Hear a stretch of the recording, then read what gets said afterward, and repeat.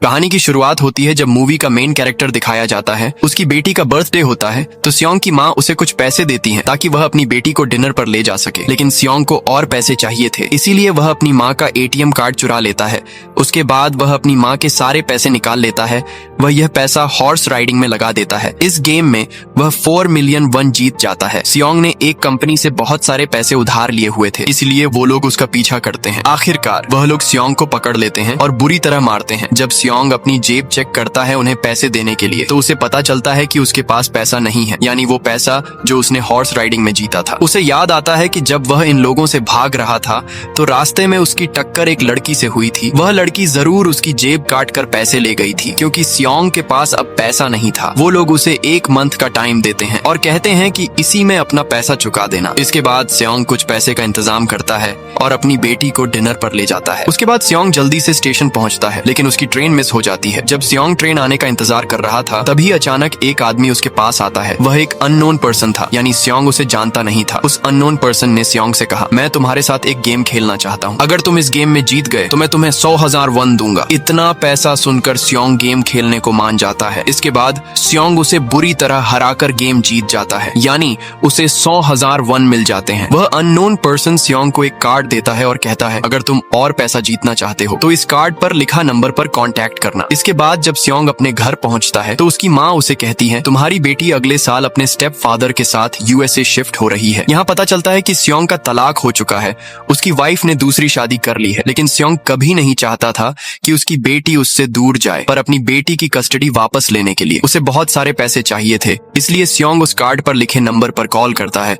इसके बाद सियोंग को एक कार में लाया जाता है जहाँ और भी लोग बैठे थे। फिर सबको बेहोश कर दिया जाता है। जब उनकी आंखें खुलती हैं तो वो खुद को एक फैसिलिटी में पाते हैं। वहाँ टोटल 456 लोग थे। सबको वहाँ प्लेयर की तरह लाया गया था, क्योंकि सबने एक यूनिफॉर्म पहना हुआ था। इस फैसिलिटी का होस्ट एक आदमी था जो फ्रंटमैन था और सब पर नजर रख रहा था। यहाँ एक बात कॉमन थी, जिन लोगों को यहाँ लाया गया था उन्होंने बहुत सारे डेट्स ले रखे थे। सियोंग की मुलाकात वहाँ प्लेयर नंबर 1 से होती है। वह एक बूढ़ा आदमी था, उसे ब्रेन ट्यूमर था, इसी वजह से वह यहाँ आया था, क्योंकि उसकी जिंदगी वैसे भी खत्म होने वाली थी। इसके बाद 2 प्लेयर्स और दिखाए जाते हैं। लड़की का नाम सेबियोक और लड़के का नाम जांग था। दोनों के बीच झगड़ा हो जाता है। सेबियोक वही लड़की थी जो सियोंग के पैसे लेकर भाग गई थी। उसने उसकी जेब काटी थी। सियोंग उसे देखते ही पहचान लेता है और उसी से अपना पैसा मांगने जाता है। तभी वहाँ कुछ गार्ड्स आते हैं। उन्होंने पिंक यूनिफॉर्म पहनी हुई थी और उनके चेहरे पूरी तरह से ढके हुए थे। गार्ड सब प्लेयर्स से कहते हैं, तुम्हें यहाँ टोटल 6 गेम्स खेलने होंगे। जो जीतेगा उसे बहुत सारा पैसा मिलेगा। इसके बाद सबसे एक कॉन्ट्रैक्ट पर साइन करवाया जाता है। उस कॉन्ट्रैक्ट के 3 मेन रूल्स थे। कोई भी प्लेयर अपनी मर्जी से गेम नहीं छोड़ सकता। जो प्लेयर गेम खेलने से मना करेगा उसे एलिमिनेट कर दिया जाएगा। एलिमिनेट का मतलब बाद में पता चलता है। अगर मेजॉरिटी प्लेयर्स गेम नहीं खेलना चाहें तो सब लोग गेम छोड़ सकते हैं। इसके बाद सबको गेम के लिए ले जाया जाता है। यहाँ सियोंग की मुलाकात अपने क्लासमेट सांगवू से होती है। वह उसे बचपन से जानता था। सियोंग उसे वहाँ देखकर हैरान हो जाता है, क्योंकि सांगवू तो बिजनेस के लिए विदेश गया था। पहला गेम एक बड़ी डॉल के साथ था। गेम का रूल सिंपल था, जब डॉल गाना गाए तो आगे बढ़ो और जैसे ही गाना बंद हो तुरंत रुक जाओ। अगर कोई हिला तो एलिमिनेट कर दिया जाएगा। शुरुआत में सबको ये प्रैंक लगता है, लेकिन जब एक लड़का हिलता है तो उसे गोली मारकर मार दिया जाता है। यही एलिमिनेट का असली मतलब था, यानी प्लेयर्स को मार दिया जाएगा। ये देखकर सब डर जाते हैं। अब उन्हें समझ आ जाता है कि उनकी जान खतरे में है, इसीलिए सब घबराकर इधर उधर भागने लगते हैं। लेकिन गेम का रूल था, जो भी हिलेगा वो मारा जाएगा, इसलिए जो भागे वो सब मर जाते हैं। बाकी बचे लोग किसी तरह गेम पूरा करते हैं। जो मर जाते हैं उनकी बॉडीज वहां से हटा दी जाती हैं। अब 456 में से सिर्फ 255 प्लेयर्स ही बचे थे, क्योंकि सब बहुत डर चुके थे, इसलिए कोई गेम खेलना नहीं चाहता था। लेकिन रूल नंबर 3 के हिसाब से अगर मेजॉरिटी प्लेयर्स चाहें तो गेम से बाहर जा सकते हैं। इसीलिए उनके लीडर ने सबको वोट करने के लिए कहा, लेकिन वोट से पहले उन्हें प्राइज मनी दिखाया गया, यानी विनर को यही मिलेगा। और अगर कोई गेम छोड़ता है तो ये सारा पैसा डेड प्लेयर्स के फैमिलीज को मिलेगा। और ये प्राइज मनी 45 बिलियन वन थी। इसके बाद वोटिंग हुई। मेजॉरिटी प्लेयर्स ने गेम नहीं खेलने का फैसला किया, इसलिए गेम यहीं रोक दिया गया। लेकिन अगर फ्यूचर में चाहें तो दोबारा इस गेम को ज्वाइन कर सकते हैं। इसके बाद सबको उनके घर छोड़ दिया जाता है। अगले दिन सियोंग पुलिस स्टेशन जाता है और वहाँ जाकर पुलिस को सब कुछ बताता है, लेकिन पुलिस उसकी बातों पर विश्वास नहीं करते, उल्टा उसे पागल समझने लगते हैं। फिर सियोंग उन्हें वही कार्ड दिखाता है, लेकिन हैरानी की बात ये थी कि उस पर लिखा नंबर गलत था। इसके बाद जब सियोंग घर पहुंचता है तो उसकी माँ वहाँ नहीं होती। दूसरी तरफ सियोंग का क्लासमेट संगवू अपनी माँ को छुप कर देख रहा होता है और फिर सियोंग भी वहाँ आ जाता है। यहाँ संगवू सियोंग को उदास होकर बताता है, मेरे ऊपर 6 बिलियन का लोन है। मैंने क्लाइंट्स के पैसे स्टॉक मार्जिन में इन्वेस्ट कर दिए थे, लेकिन दुर्भाग्य से सारा पैसा डूब गया। तभी सियोंग को हॉस्पिटल से कॉल आता है। सियोंग की माँ की टांग छोटिल हो जाती है, लेकिन डायबिटीज का इलाज न होने की वजह से उनकी चोट और बढ़ जाती है। डॉक्टर सियोंग से कहता है, हम उनका इलाज कर सकते हैं, लेकिन इसके लिए उनकी टांग काटनी होगी। इस ऑपरेशन का खर्चा बहुत ज्यादा था और सियोंग के पास इतने पैसे थे ही नहीं। उसने अपनी माँ का इंश्योरेंस मनी भी खो दिया था। तो सियोंग अपनी वाइफ के पास पैसे मांगने जाता है, लेकिन उसकी वाइफ पैसे देने से मना कर देती है। फिर उसकी वाइफ अपने हस्बैंड को बताती है कि सियोंग पैसे मांगने आया था। तभी उसका हस्बैंड सियोंग को पैसे देने आता है, लेकिन साथ ही ये भी कहता है, मेरे परिवार से दूर रहना। लेकिन सियोंग गुस्से में उसे मारने लगता है। तभी उसकी बेटी भी वहाँ आ जाती है। फिर सियोंग का दोस्त अपने बॉस से पैसे मांगने जाता है, लेकिन उसका बॉस उसे पैसे देने से मना कर देता है। इसलिए दोनों में झगड़ा हो जाता है। झगड़े के दौरान बॉस का हाथ मशीन में फंस जाता है और सियोंग का दोस्त मौका देखकर पैसे लेकर भाग जाता है। फिर वह सियोंग का दोस्त अपनी वाइफ से कहता है, पहली फ्लाइट से यहाँ से निकल जाओ। इसके बाद सेबियोक एक एजेंट से मिलती है, क्योंकि उसे अपनी माँ को नॉर्थ एरिया से साउथ एरिया लाना था। सेबियोक वही लड़की थी जिसने सियोंग की जेब काटी थी, लेकिन अपनी माँ को लाने के लिए उसे बहुत सारे पैसे चाहिए थे। सेबियोक का एक छोटा भाई भी था, उससे उसने वादा किया था कि वह जरूर माँ को लेकर आएगी। इसके बाद एक एजेंट दिखाया जाता है।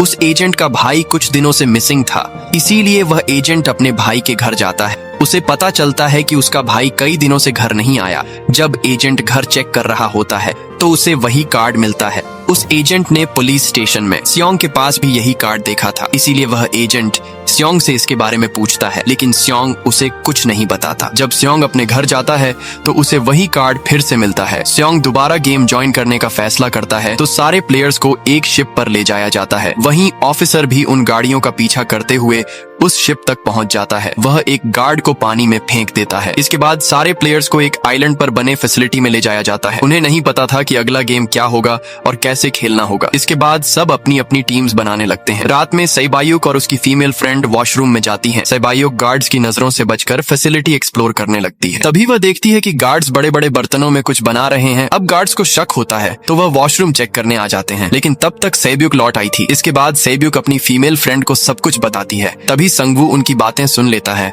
और सेब्युक से पूछता है, तो सेब्युक बताती है कि गार्ड्स बड़े बड़े बर्तनों में कुछ पका रहे थे। इसके बाद सब प्लेयर्स को प्लेग्राउंड में ले जाया जाता है। वहाँ उनके सामने 4 शेप्स बनी होती हैं। सबको उन 4 शेप्स में से एक चुननी थी। संगवू को गेम और उसका रूल पहले से पता होता है। वह सियोंग से कहता है कि सबको अलग अलग शेप्स चुननी चाहिए। इसके बाद सबको एक छोटा बर्तन दिया जाता है जिसमें शेप्स बनी होती हैं। गेम ये था कि उन शेप्स को बिना डैमेज किए निकालना होगा। अगर शेप टूट गई तो उन्हें एलिमिनेट कर दिया जाएगा, यानी उन्हें मार दिया जाएगा। सांगवू आसानी से अपनी शेप निकाल लेता है, लेकिन सियोंग इतना डर जाता है कि उसकी हालत खराब होने लगती है। फिर भी वह किसी तरह ये गेम जीत जाता है। इसके बाद सबको वापस कमरे में ले जाया जाता है। 187 प्लेयर्स में से अब सिर्फ 108 प्लेयर्स ही बचे थे। इसके बाद सबको खाना खाने दिया जाता है, लेकिन खाना खाने के दौरान जांग की एक लड़के से लड़ाई हो जाती है। जांग उसे इतना मारता है कि वह वहीं मर जाता है। यहाँ दिखाया जाता है कि प्लेयर्स में एक डॉक्टर भी है जो गार्ड्स के साथ मिलकर मरे हुए लोगों के ऑर्गन्स निकालता है और उन्हें चाइनीज लोगों को बेचता है। इसलिए जब भी डेड बॉडीज ले जाई जाती हैं तो उन्हें गायब कर दिया जाता है, क्योंकि ये सब एक प्लान के हिसाब से चल रहा था और ये सब काम फ्रंटमैन से छिपाकर हो रहा था। इसीलिए उन्होंने कंट्रोल रूम में अपना आदमी बैठाया था जो सारी वीडियो फुटेज डिलीट करता रहता था और गार्ड्स डॉक्टर को पहले से गेम के बारे में बता देते थे ताकि वह बच सके। यही गार्ड उस डॉक्टर को बताता है, आज हमने प्लेयर्स को जानबूझकर खाना दिया था ताकि वो आपस में लड़े, इससे वीक प्लेयर्स अपने आप एलिमिनेट हो जाएंगे। इसी दौरान गार्ड डॉक्टर को उसके अगले गेम के बारे में भी बता देता है। 30 मिनट बाद वहाँ की लाइट्स बंद होने वाली थी। अब सियोंग को पता था कि जांग की टीम कुछ गलत जरूर करेगी, तो वह अपनी टीम से कहता है कि आराम से रहना।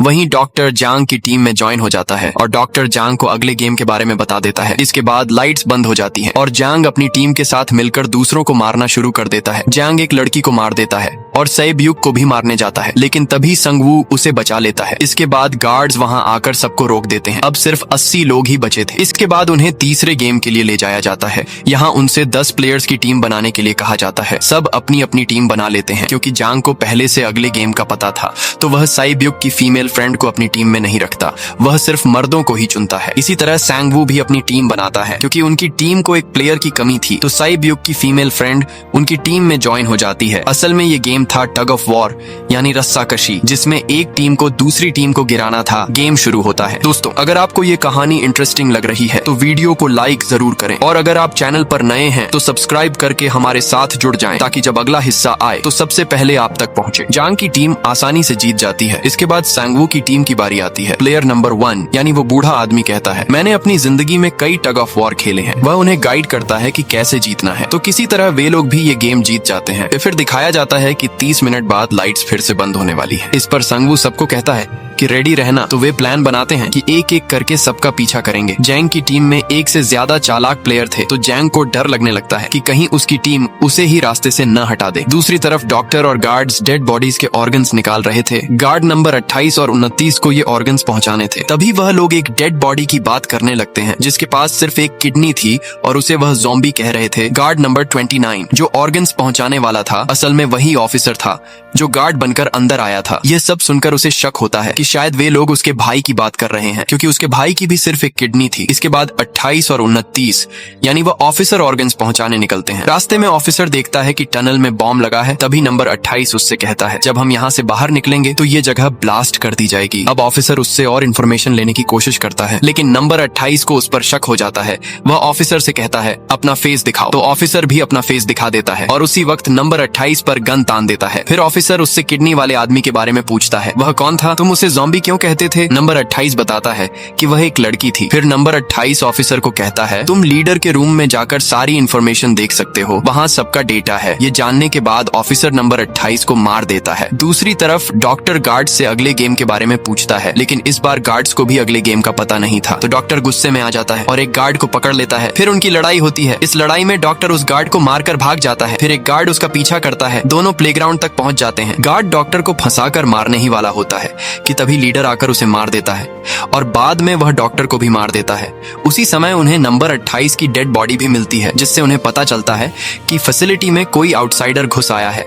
वहीं ऑफिसर लीडर के रूम तक पहुंच जाता है। फिर एक रूम में जाकर रिकॉर्ड्स चेक करने लगता है। जब ऑफिसर रिकॉर्ड्स देख रहा होता है तो उसे विनर्स की एक लिस्ट मिलती है, जिसमें उसके भाई का नाम भी था, यानी वह भी कभी विनर रह चुका था। इसके बाद सारे प्लेयर्स को चौथे गेम के लिए ले जाया जाता है, जहाँ सबको अपने अपने पार्टनर चुनने के लिए कहा जाता है और सब प्लेयर्स ऐसा ही करते हैं। सई बायुक की फीमेल फ्रेंड भी अपना पार्टनर ढूंढने की कोशिश करती है, लेकिन कोई भी उसके साथ पार्टनर नहीं बनता। इसके बाद सबको 10 मार्बल्स दिए जाते हैं। असल में गेम ये था कि एक प्लेयर को अपने पार्टनर से सारे मार्बल्स लेने थे, वह भी बिना जबरदस्ती, और जिसके पास मार्बल्स नहीं बचेंगे उसे मार दिया जाएगा। फिर सांगवू और सियोंग का दोस्त ऑड एंड इवन वाला गेम खेलते हैं, जिसमें अंदाजा लगाना होता है कि दूसरे के हाथ में कितने मार्बल्स हैं। अब सियोंग का दोस्त सांगवू के सारे मार्बल्स जीत लेता है।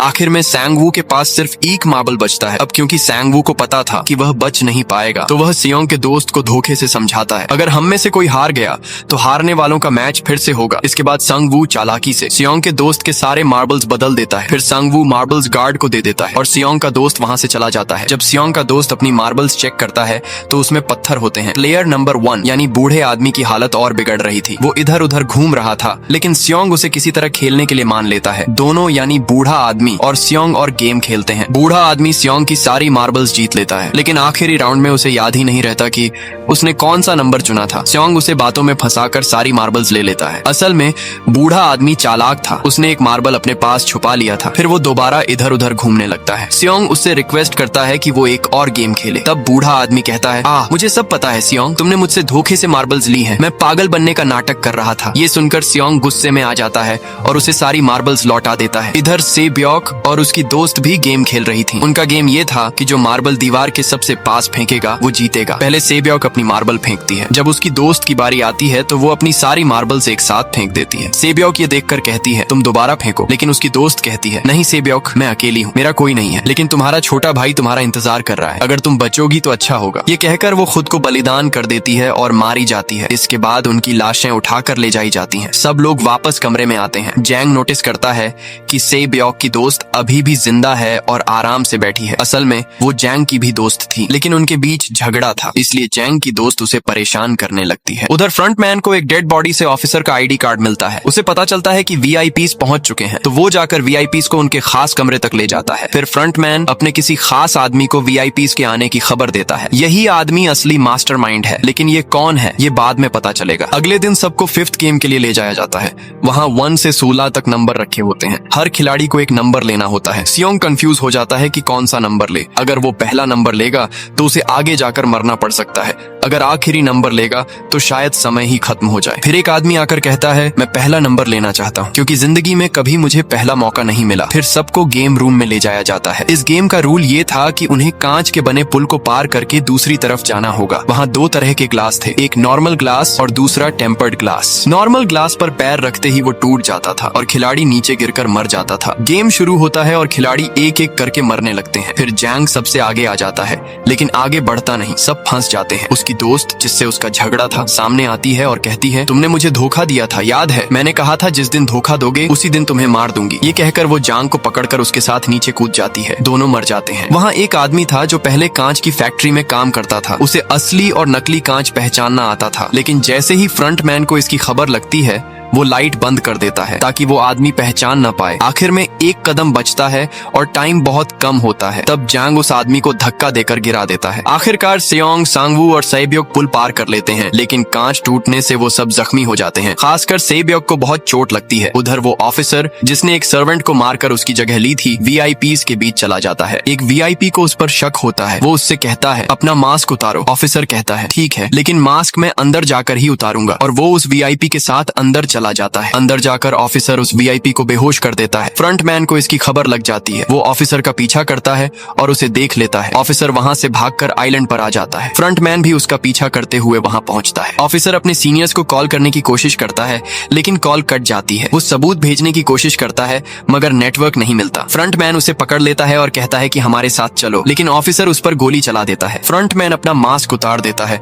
ऑफिसर देखता है कि वो उसका अपना भाई है। फिर फ्रंटमैन यानी उसका भाई उस पर गोली चलाता है। ऑफिसर पानी में गिर जाता है। इधर वीआईपीज में से एक घायल हो चुका था, उसका खून बह रहा था। अब बचे हुए खिलाड़ियों को डिनर के लिए बुलाया जाता है। उनकी टेबल पर नाइफ भी रख दिया जाता है, मतलब रात में उनमें से कोई न कोई एक दूसरे को जरूर मारेगा। सियोंग नोटिस करता है कि साइब्योक की हालत बहुत खराब है। वो उससे कहता है, चिंता मत करो, हम संगवू को हराएंगे, फिर बाहर जाकर पैसे को आधा आधा बांट लेंगे। साइब्योक कहती है, मेरा एक छोटा भाई है, मैंने उसे ऑर्फनेज में छोड़ा है। अगर तुम में से कोई जिंदा निकला तो मेरी फैमिली का ख्याल रखना। उसकी हालत और बिगड़ जाती है, उसे डॉक्टर की जरूरत थी। सियोंग मदद लेने बाहर जाता है, लेकिन जब तक वो लौटता है संगवू सेब्योक को मार चुका होता है। अगले दिन उन्हें गेम नंबर 6 के लिए ले जाया जाता है। ये आखिरी गेम था। इसके रूल बहुत सिंपल थे, किल और डाई। इस गेम का नाम था स्क्विड गेम। गेम शुरू होता है और सियोंग और सांगवू के बीच जबरदस्त लड़ाई होती है। आखिर में सांगवू की हालत खराब होने लगती है। सियोंग कहता है, मैं ये गेम रोकना चाहता हूँ। वो सांगवू से कहता है कि चलो दोनों बाहर चलते हैं, लेकिन सांगवू खुद को मार लेता है। इस तरह सियोंग गेम जीत जाता है। फ्रंटमैन सियोंग से कहता है, तुमने अच्छा खेला, लेकिन मुझे ये उम्मीद नहीं थी। फिर सियोंग को उसके घर छोड़ दिया जाता है। उसे एक एटीएम कार्ड भी दिया जाता है। जब सियोंग उसे चेक करता है